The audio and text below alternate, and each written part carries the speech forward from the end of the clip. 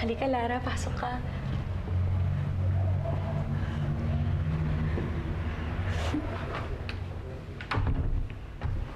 Ang laki-laki ng bahay niyo, Sophie. Ikaw lang ba talaga nakatira dito? Oo. Wala pa kasi si Daddy at yung stepsister ko.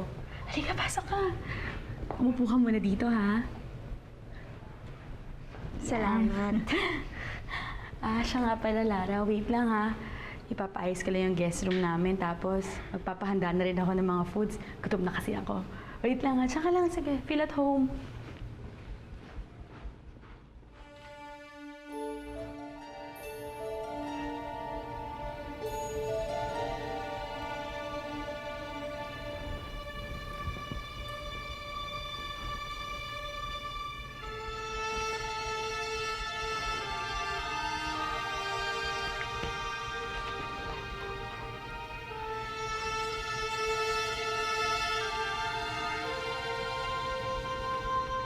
Itay.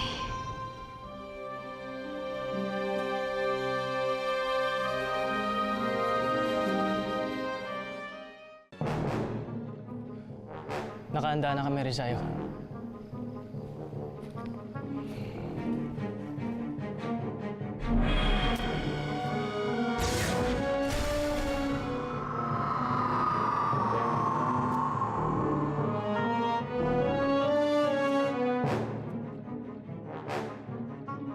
Pwede na tayo makapasok sa palasyo, Nexie.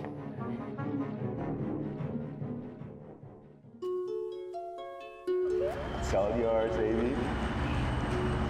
Yeah. Sama ko! Huwag ka nang umiyak. Pangako ko sa'yo, babalikan ko kayo ng nanay mo. Kung hindi ako nagkakamali, si Itay yung nasa litrato na to. Diyos ko.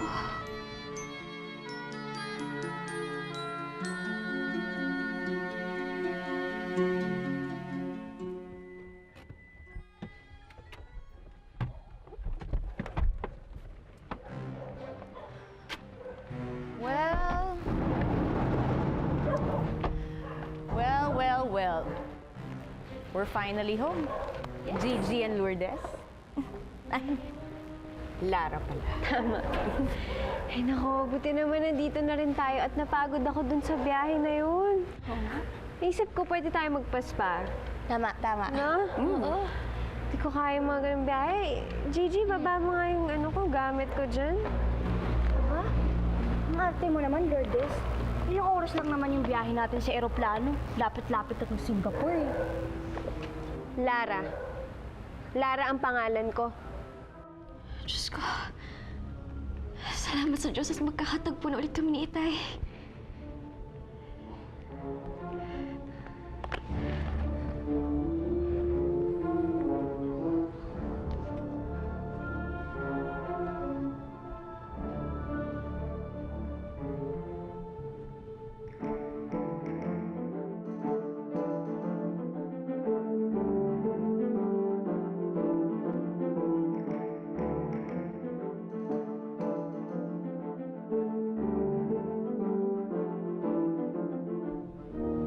Si Lourdes to Bakit may litrato siyang kasama si Itay?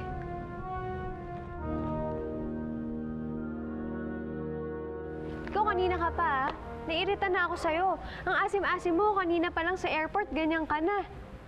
Hoy, ikaw, tatandaan mo kung hindi dahil sa akin, wala kang lipstick na ilalagay dyan sa labi mo. Baka mamaya magpabili ka na naman ng papel de hapon. Oo nga naman, Gigi. Hindi naman namin nakakalimutan yun eh. Lara.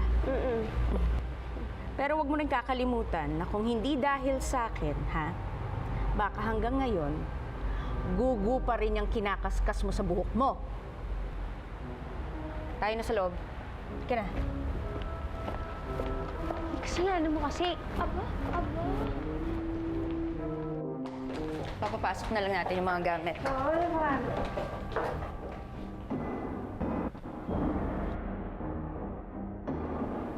Lara. Anong ginagawa niyo rito? Bakit nasa bahay kayo ng itay ko? At bakit may litrato kayo?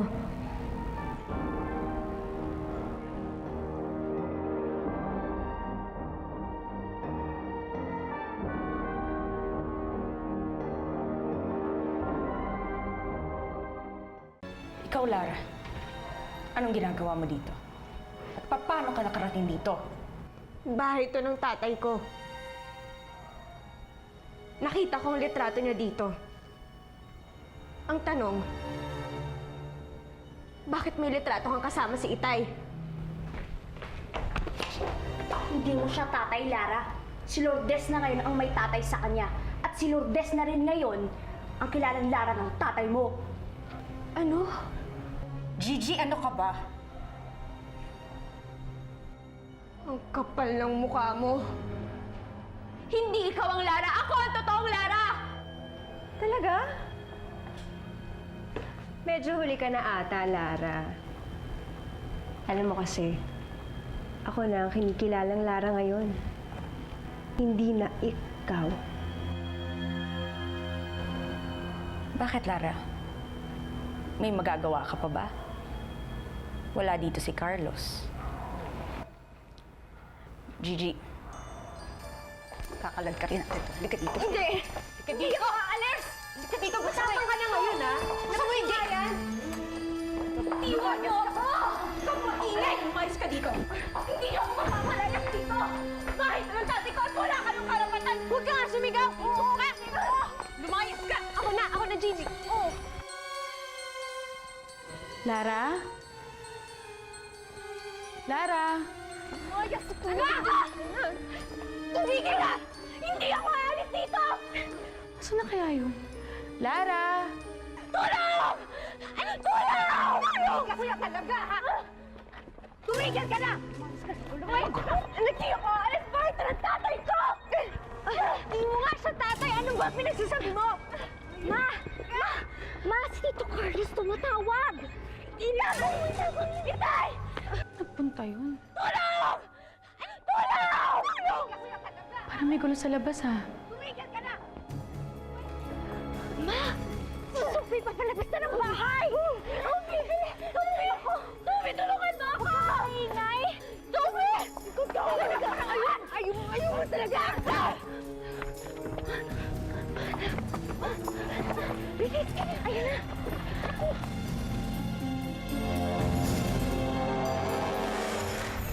Tapo!